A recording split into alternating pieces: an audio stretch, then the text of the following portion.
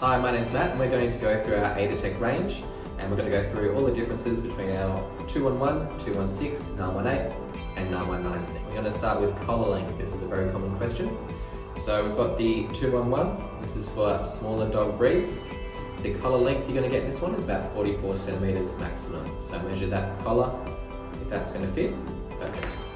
This one we have is 60 centimeters. That is from the last hole to the buckle, but the full length of the strap is actually 70 centimeters. So if you needed to punch out along the hole, you could very easily. Do note all of these collar straps go in and around behind the collar, so you can adjust. You could put your own collar in there if you needed to. Moving up to the 918C, we've got this one here at 66 centimeters from the last hole through to the belt buckle. And the 919C, same length, 66 centimeters. So measure your collar, and if that's the right length, it's going to fit, or less, obviously.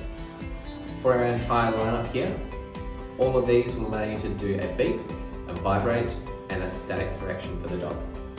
They do have varying levels of static correction, so I'll just go through those very briefly.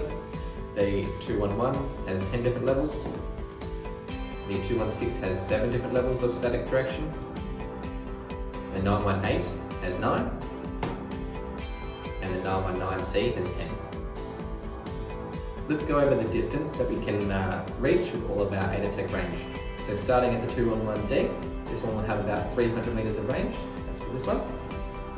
The 216D and the 918C both have about 500 meters of range, and our big boy, the 919C, is to 1,000 meters of range. This is dependent on what is between you and the receiver, or the remote and the receiver. And just as a point of reference, 1,000 meters, 500 meters, 300 meters. The next feature that we have is auto bark. So for the 216 and the 211, both of these are training only collars, so they do not have an auto bark feature. The 918C and the 919C do have an auto bark feature, which you can switch on and off with the press of the button. Next is the remotes themselves. So our entire lineup, minus the 216, which has a 9-volt battery in it, have rechargeable batteries in the remote. Now all of these controllers here will go to sleep after a few minutes of inactivity, so you do need to press them once to wake them up, and then a second time to issue the correction. Next we're going to go over some basic features for our remotes, starting at the 211, moving up to the 919C. So the 211D, we've got a nice backlit display. We've got the static, the vibrate and the beep. We've got a little switch on the side which allows us to change between dog 1 and dog 2, and also vary the intensity level as well. On the back, down here, we've got a little magnet. This acts as a switch when you hold it up to the receiver to turn it on and off. The 216D has got lights here that are illuminated on dog 1, dog 2, dog 3, depending on which one you need to control. So this is the only system that we have that can be expanded up to 3 dogs. You've got a dial at the top right. This just varies the intensity of the static. You do have a dog select button on the side here as well, which we've gone over in our how to set up videos as well. On the 918C, you've got 4 lights here. So you've got dog 1, dog 2, or 00. That allows you, if you've got 2 dog systems, so 2 collars, you can control both dogs and correct them at the same time. It's hard switching between dog 1 and dog 2 very quickly. They are both sprinting on. The light at the top indicates to let us know whether we've got the auto bark mode turned on or turned off. As mentioned before, this one has an auto bark feature. You've got a dial at the top right. That allows, again, to change the intensity of the static correction.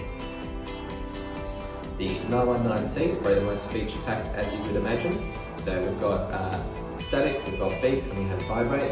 We have the dog select button down the bottom, and we have that nice bright LCD screen so you can see in lower light conditions, which is really important when we're switching between dog 1, dog 2, or this one has the option of 00 as well, so you're training both dogs at the same time. Another handy feature is this clip on the back, so you can actually just pop it onto your belt, very straightforward. And you do also have a flashlight on the top here. So if you do want to, you can hold that down, and you've got a flashlight if you do need that.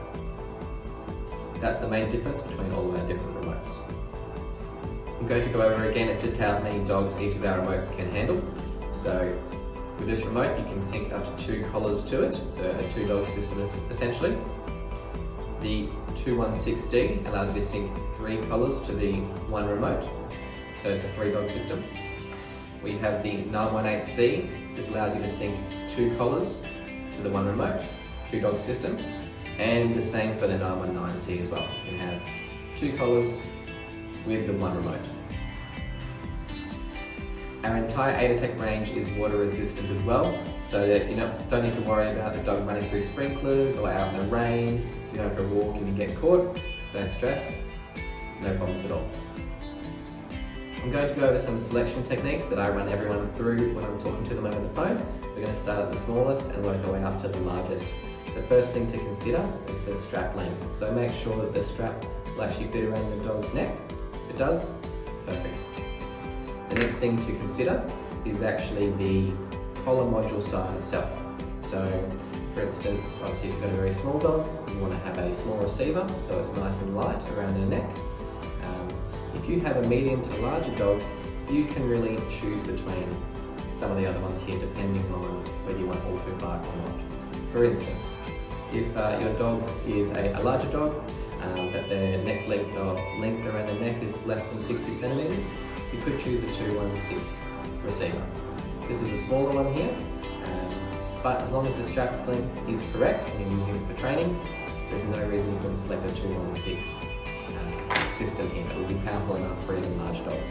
If you do have a medium to large dog, however, you are most likely going to be wanting a bigger receiver here, and the 918C and 919C do come with the added bonus of having that auto bark feature as well.